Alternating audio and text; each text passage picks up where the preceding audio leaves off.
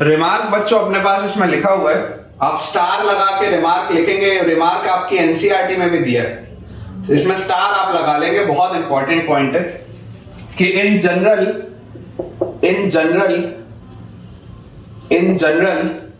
given a polynomial px, given a polynomial in general given a polynomial px of degree n, given a polynomial px of degree n, in general given a polynomial px of degree n, the graph of y equal to px, the graph of y equal to px, the graph of y equal to px intersects the x-axis,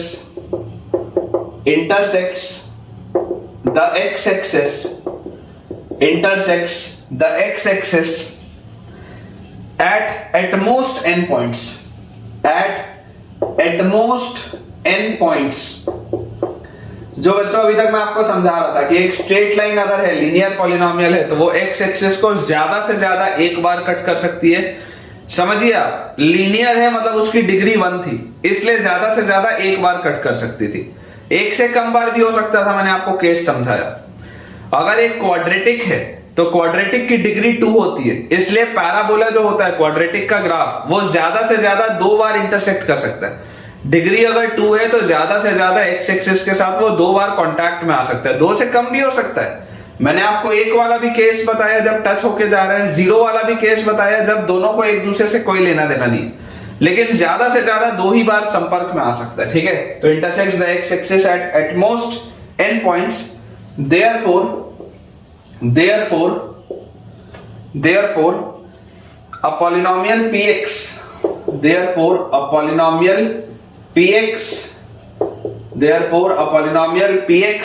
of degree n, polynomial px of degree n, therefore a polynomial px of degree n has at most n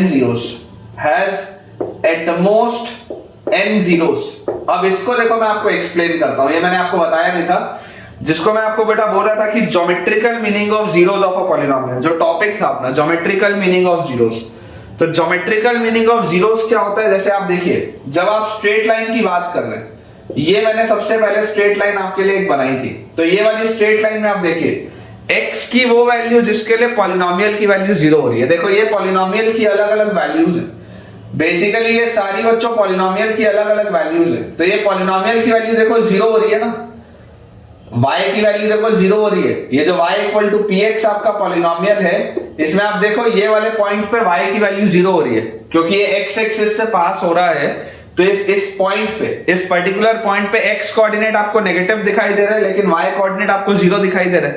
तो इस point पे क्योंकि y की value 0 हो रही है, इसलिए ये वाला जो x होगा, this will be 0 of polynomial, ZOP मैं लिख रहा हूं 0 ऑफ पॉलिनोमियल। ठीक है, ये वाला पॉइंट आ जाएगा। सिमिलरली आप मान के चलिए कि अगर मान लीजिए आपने इस पैटर्न का ग्राफ बनाया, तो यहां पर भी देखो ये वाली स्ट्रेट लाइन, यहां पर भी ये वाली स्ट्रेट लाइन x एक्सिस को यहां पर कट करके जा रही है। तो ये वाले पर्टिकुलरली पॉइंट पे ये देखो, ये सारी पॉलिनोमियल की वैल्यूज हैं।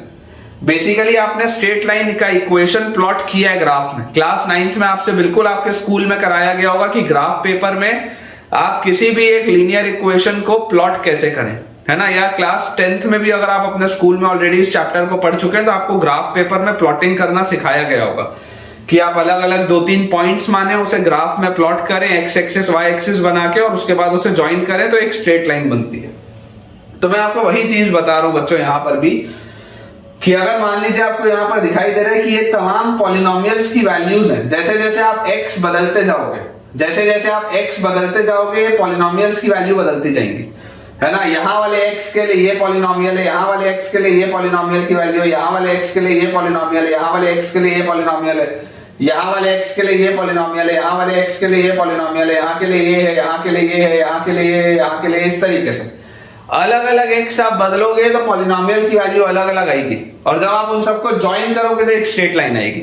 वैसे देखो आप अलग अलग x को बदलोगे तो आपके पास पॉलिनोमियल्स की वैल्यू अलग अलग आती जाएंगी। ठीक है, तो ये वाले पर्टिकुलरली पॉइंट पे पॉलिनोमियल की वैल्यू क्या हो गई, जीरो हो गई, क्योंकि ये पॉइंट एक्स एक्सिस के ऊपर है तो इसमें y की वैल्यू क्या आएगी, जीरो आएगी। ठीक है, तो this is also zero of polynomial. Similarly देखिए, मैंने आपको एक स्ट्रेट लाइन में केस बताया था, ये वाला, ऐसा वाला मैंने आपको एक केस बताया था।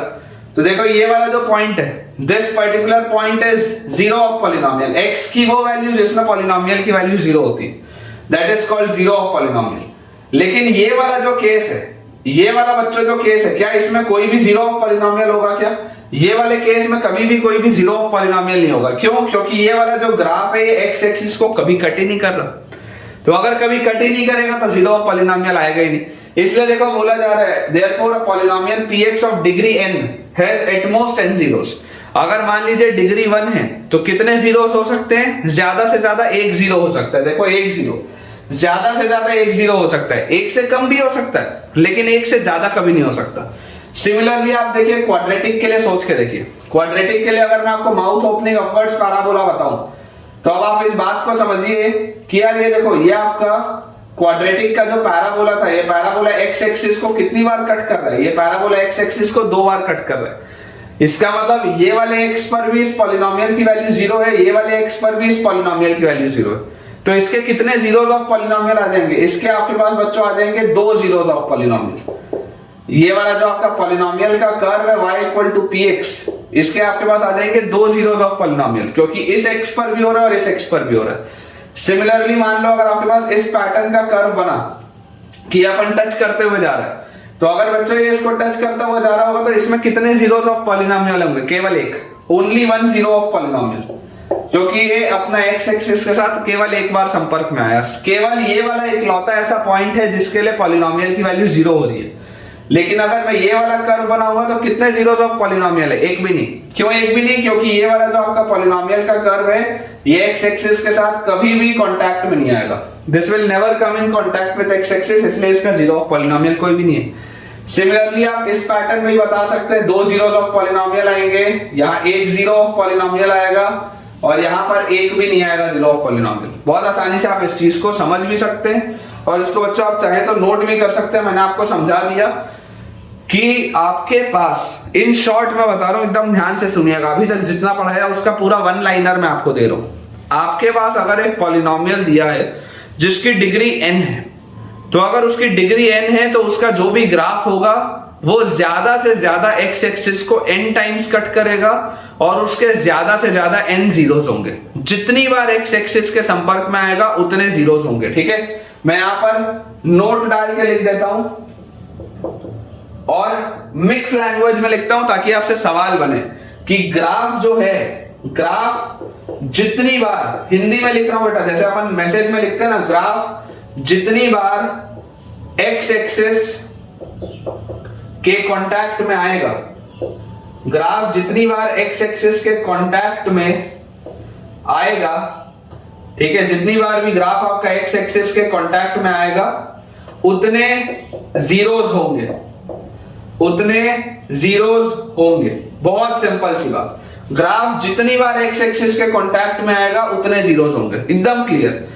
एक बार कांटेक्ट में आया, 1 1 1 0, 2 1 0 2 1 0, एकदम सिंपल। बस आपको यही देखना, अगर डिग्री n है तो ज्यादा से ज्यादा वो n टाइम्स उसके कांटेक्ट में आ सकता है और उसके ज्यादा से ज्यादा n जीरोस हो सकते हैं। ये अभी तक की सारी चीज का सार है, आप इसे नोट कर लें। अगर आपको ये कंसेप्ट समझ में आ गया है तो पूरी की पूरी एक्सरसाइज 2.1 आप आसानी से बना सकते हैं। तो देखिए बच्चों, आपकी बुक में एक सॉल्व्ड एग्जांपल दिया हुआ है। सॉल्व्ड एग्जांपल में कुछ क्वेश्चंस लिखे हैं, आपसे बोला जा रहा है कि find the number of zeros of px। Question हमारे पास है find the number of zeros, find the number of zeros of px, number of zeros of px। हमारे पास ये सवाल है कि हमको नंबर ऑफ जीरोस बताने पॉलिनोमियल px के। तो बेटा आपके पास देखिए जो ग्राफ के पैटर्न्स दिए हुए मैं आपको समझा देता हूं। पहला अपने पास ये एक ग्राफ दिया हुआ है, उसके बाद अपने पास बच्चों एक ग्राफ दिया हुआ है कुछ इस पैटर्न का, फिर अपने पास जो थर्ड ग्राफ दिया है, थर्ड वाले ग्राफ में अपने पास कुछ ऐसा एक पैटर्न दिया हुआ है, फिर जो फोर्थ अपने पास ग्राफ है, फोर्थ वाला ग्राफ एक ऐसा इस पैटर्न का दिया हुआ है, जो पांचवा अपना ग्राफ है बच्चों, पांचवे वाले ग्राफ में आपके पास कुछ इस पैटर्न की चीज दी हुई है, और जो छठवा अपना ग्राफ है, ये आपकी बुक का सवाल है, इसमें आपके पास कुछ ऐसा एक ग्राफ दिया हुआ है, ठीक है। ये अपने पास 6 ग्राफ बने हुए हैं, एक सॉल्व्ड एग्जांपल है और आपको बताना है find the number of zeros. जो थोड़ी देर पहले मैंने आपको एक नोट पॉइंट लिखाया, उस नोट पॉइंट में बहुत साफ अक्षरों में लिखा था कि आपका जो ग्राफ है वो जितनी बार एक्स एक्सिस के कांटेक्ट में आएगा उतने उसके जीरोस होंगे, खत्म बात, और कुछ सोचना ही नहीं। तो ये ग्राफ एक्स एक्सिस के कांटेक्ट में कितनी बार आ रहा है, एक बार आ रहा है तो इसका एक जीरो होगा। ये इसके कितनी बार कांटेक्ट में आ रहा है, 2 बार आ रहा है तो इसके 2 जीरोस होंगे। ये इसके कितनी बार कांटेक्ट में आ रहा है, तो 1, 2 और 3 बार कांटेक्ट में आ रहा है तो 3 जीरोस होंगे। एकदम खत्म, एकदम ही तुच्चा सवाल है। ये इसके कितनी बार कांटेक्ट में आ रहा है, एक बार आ रहा है एक्स एक्सिस के, वाई एक्सिस का कांटेक्ट नहीं देखना है, एक्स एक्सिस का कांटेक्ट देखना है। एक्स एक्सिस के कांटेक्ट में जितनी बार आ रहा है, एक बार आ रहा है, 1 जीरो होगा। कितनी बार आ रहा है बेटा एक्स एक्सिस के कांटेक्ट में, 1, 2, 3 और 4 बार आ रहा है, इसका मतलब इसके 4 जीरोस होंगे। एकदम सिंपल। आप अगर प्रीवियस ईयर के बोर्ड के एग्जाम्स के पेपर ओपन करके देखें, एक सवाल 1 मार्क का ऐसे वाले ग्राफ का आता है, पिछले कुछ सालों से कंटिन्यूअसली आ रहा है, एक सवाल आता है 1 मार्क का आता है और ऐसे वाले में से ही आता है। तो यार ये तो सबके आने चाहिए इसमें तो मार्क्स, इसमें तो मतलब सवाल ही नहीं उठता कि आपके नंबर कट जाए। आपको सिर्फ गिनना है कि एक्स एक्सिस के कांटेक्ट में कितनी बार आ रहा है। अगर एक बार आ रहा है तो 1, 2 बार आएगा तो 2, 3 बार आएगा तो 3, 4 बार आएगा तो 4। तो इसका आंसर है 1, फिर 2, फिर 3, फिर 1, फिर 1, फिर 4। बिल्कुल सीधी सी बात। इसे क्लियर करते हैं। ये अपना एक सॉल्व्ड एग्जांपल है आपकी बुक का। अब मैं आपको एक्सरसाइज 2.1 कराता हूं। एक्सरसाइज 2.1 भी इसी पर बेस्ड है। एक्सरसाइज 2.1 में बेटा अपने पास जो दिया हुआ है ग्राफ, पहला अपना जो ग्राफ बना हुआ है वो इस पैटर्न का एक ग्राफ है, ठीक है, ये अपना फर्स्ट ग्राफ है। फिर सेकंड जो अपने पास ग्राफ दिया हुआ है वो अपने पास दिया हुआ है कुछ ऐसा ग्राफ। थर्ड अपना बच्चों जो ग्राफ दिया हुआ है ये आपका एक्सरसाइज 2.1 है। थर्ड ग्राफ अपने पास कुछ इस पैटर्न का दिया हुआ है। फिर जो फोर्थ अपना ग्राफ दिया है बच्चों, फोर्थ ग्राफ आपके पास कुछ ऐसा दिया हुआ है। जो पांचवा अपने पास ग्राफ दिया है, फिफ्थ वाला ग्राफ अपने पास अगेन कुछ इस पैटर्न का ग्राफ है, फिफ्थ वाला ग्राफ। और जो लास्ट वाला ग्राफ है, थोड़ा सा बच्चे उसमें अननेसेसरी कंफ्यूज हो जाते हैं। कंफ्यूज होने की इसमें कोई भी बात नहीं है, बहुत आसान सा इसका ग्राफ दिया हुआ अपने पास, ठीक है। ये इस पैटर्न का अपने पास लिखा है बेटा ग्राफ। इसको मैं दोबारा बना देता हूं। बेसिकली ये इस पैटर्न में अपने पास एक ग्राफ दिया हुआ है, ठीक है। अब अगर हम ध्यान से इसको ऑब्जर्व बच्चों करें तो यहां पर आप देखिए ध्यान से, आपको सिर्फ ये काउंट करना है कि ये एक्स एक्सिस के कांटेक्ट में कितनी बार आ रहा है। तो यहां पर ये जो आपका स्ट्रेट लाइन है, this straight line is parallel to X axis. क्या ये एक्स एक्सिस के संपर्क में कभी भी आएगा? कभी नहीं आएगा। तो इसके नंबर ऑफ जीरोस कितने होंगे? एक भी नहीं, 0 है। इसका आंसर 0 है, कोई भी इसके जीरोस नहीं है। नंबर ऑफ जीरोस इज 0, ठीक है। यहां पर ये आप देखें एक बार संपर्क में आ रहा है तो इसका 1 0 होगा। यहां पर आप ध्यान से ऑब्जर्व करें, इसका 3 बार संपर्क में आ रहा है, 3 जीरोस होंगे। ये वाला बच्चों अगर आप देखेंगे ये 2 बार इसके कांटेक्ट में आ रहा है तो इसके 2 जीरोस होंगे। ये वाला अगर मैं इसका ग्राफ देखूं तो ये इसके कितनी बार कांटेक्ट में आ रहा है? 1, 2, 3 और 4 बार इसके कांटेक्ट में आ रहा है तो इसके 4 जीरोस होंगे। और यहां पर देखिए ये इसको टच करता हुआ जा रहा है, एक बार यहां, एक बार यहां और एक बार यहां। तो इसके टोटल नंबर ऑफ जीरोस कितने होंगे? 3 होंगे। थोड़ा सा ट्रिकी है क्वेश्चन, बच्चे कंफ्यूज हो जाते हैं। लेकिन चाहे कैसा भी पैटर्न का ग्राफ, आपको सिर्फ गिनना है कि एक्स एक्सिस के कांटेक्ट में कितनी बार है। तो इसका आंसर अगर हम देखेंगे तो 0, 1, 3, 2, 4, 3। बिल्कुल सिंपल सा बच्चों ये सवाल था। तो इसके साथ एक्सरसाइज 2.1 आपकी फिनिश हो चुकी है। यही है एक्सरसाइज 2.1 और इससे आप 1 मार्क का एक सवाल एक्सपेक्ट कर सकते हैं आपके बोर्ड के एग्जाम में।